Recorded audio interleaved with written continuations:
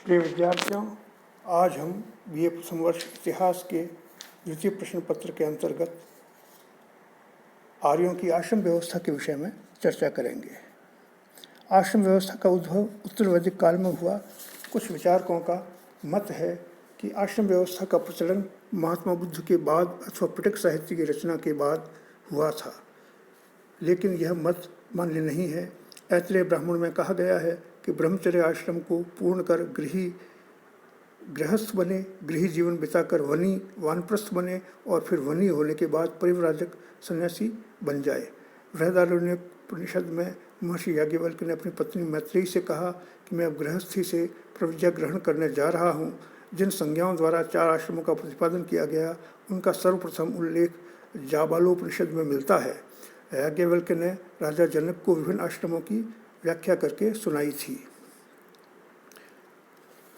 आश्रम व्यवस्था के अंतर्गत 4 प्रमुख आश्रम निर्धारित किए गए हैं, जिनमें प्रथम ब्रह्मचर्य आश्रम है।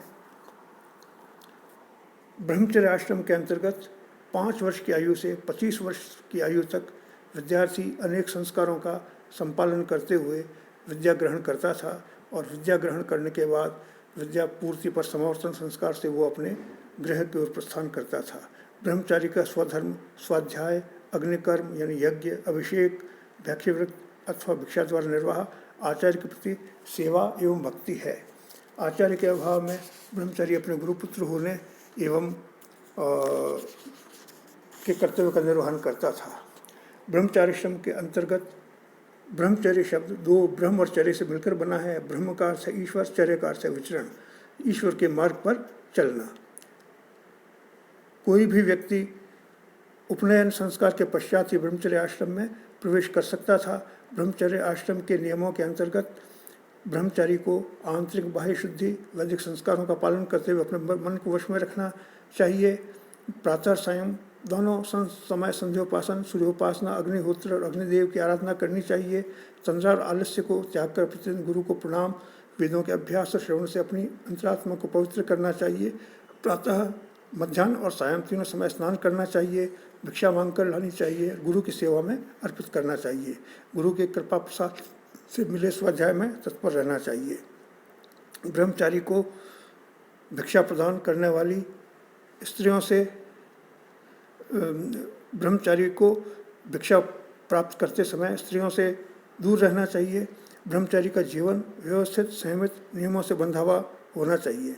वह गुरु के पशुओं की देखभाल करता था, समुदाय एकत्रित करता था, यज्ञ करता था, भिक्षा मांगता था और जितेंद्रिय रहता था। उसके लिए नृत्य, गायन, वाद्य, सुगंधित वस्तुएं, माला, जूता, छाता, अंजन, हास्य, नग्न स्त्री को देखना, स्त्री की कामना करना, उसे अकर्ण स्पर्श करना आदि निषिद्ध था। भिक्षा के अंतर्गत भी उसे स्त्री से पृथक ही रहने का उपदेश था। उसे सत्य ही बोलना होता था। अहंकार उसके लिए वर्जित था। ब्रह्मचारी को सदाचार और सच्चरित्रता का पालन करना चाहिए था। ब्रह्मचर्याश्रम की अवधि प्रायः 25 वर्ष तक होती थी। कहीं यह अवधि 12 वर्ष की भी बताई जाती है। जैसे कुछ ब्रह्मचारी 12, 24, 26, 36 और 48 वर्ष तक भी अध्ययन करते थे।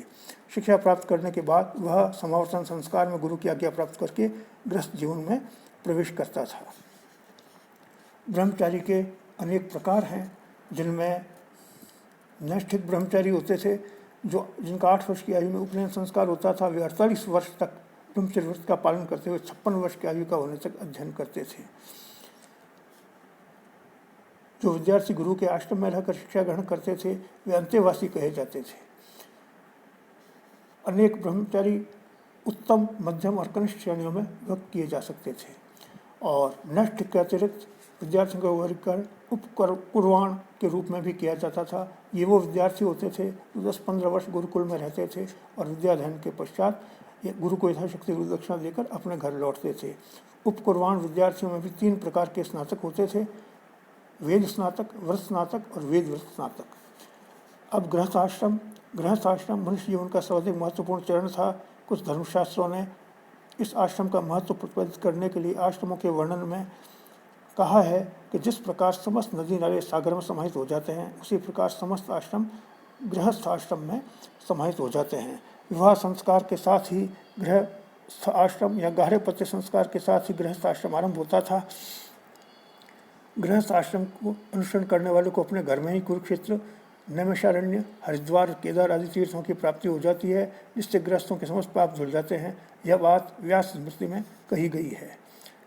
मनु के अनुसार 10 धर्मों का सेवन गृहस्थ आश्रम का प्रमुख लक्ष्य था।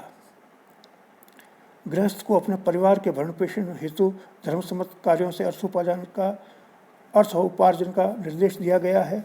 दूसरे के अर्थ और सहयोग से अपनी गृहस्थी चलाना निंदनीय था। जिस गृहस्थ के घर में सामर्थ्य अनुसार आसन, भोजन, शैया, जल, फल, फूल से अतिथि की पूजा नहीं होती, वहाँ निंदा का पात्र उसे माना जाता है।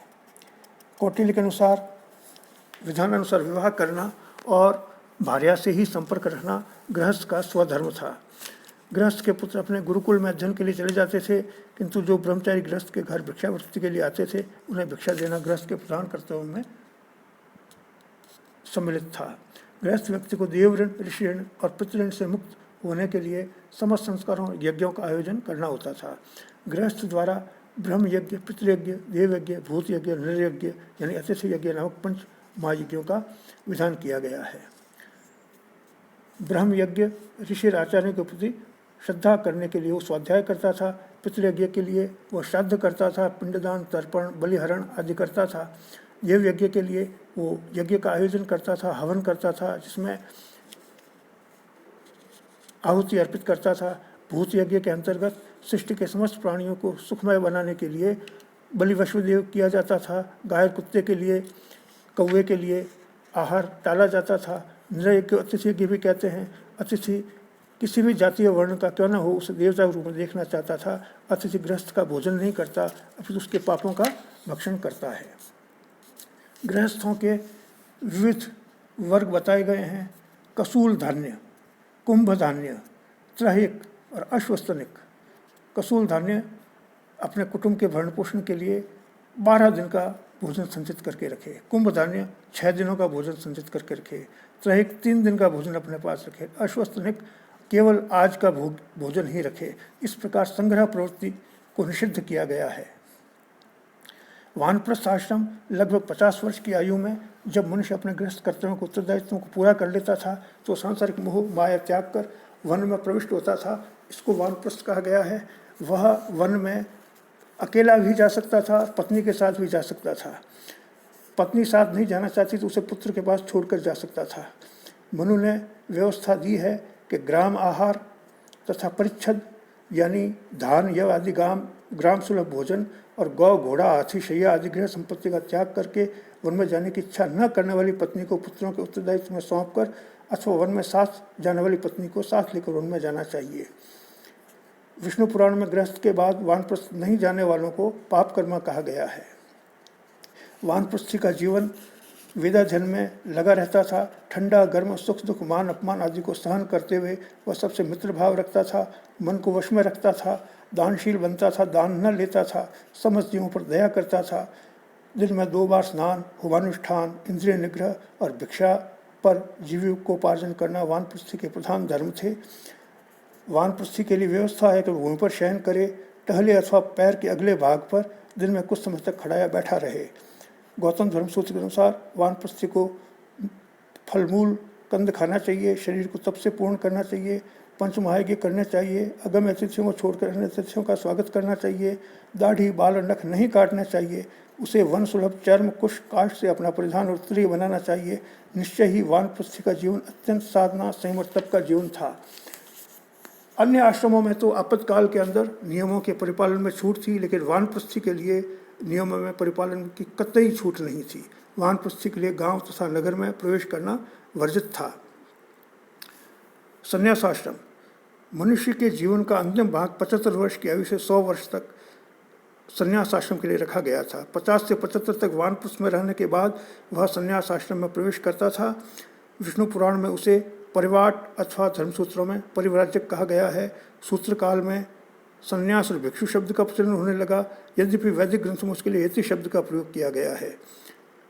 सन्यासी का जीवन मूल उद्देश्य मोक्ष प्राप्ति करना हेतु था। इसके लिए कठोर साधना तप की आवश्यकता थी। संन्यास आश्रम में व्यक्ति पूर्ण रूप से निर्लिप्त होकर अपनी आत्मा को ब्रह्म की ओर लगाता था।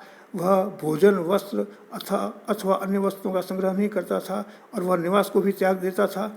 वह अग्नि, धन, पत्नी, संतान प्रति अनासक्त रहते हुए सभी सुख के साधनों का त्याग करके सदैव यायावर जीवन व्यतीत करता था, भ्रमणशील रहता था। वह इधर उधर चलते समय दृष्टि नहीं डालता था और दृष्टि को पैरों की ओर ही गड़ाकर चलता था, इसीलिए उसे कुक्कुटी पाद अथवा कौक्कुट कहा गया है।